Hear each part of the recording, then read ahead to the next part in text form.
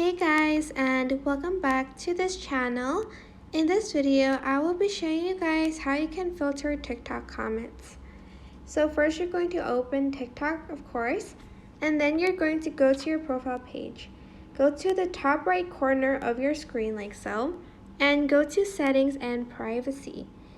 Then you are going to scroll down until you find Actually, no, you're just going to go to privacy, I think. And then you're going to go to comments, which is under safety.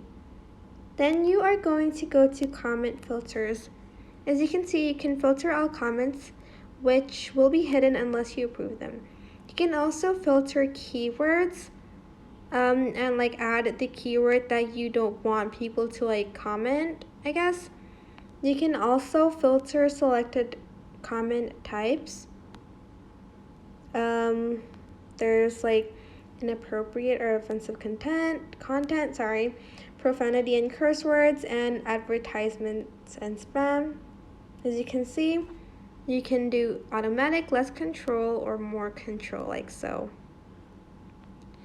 And that's pretty much it. I hope this tutorial was helpful for you guys.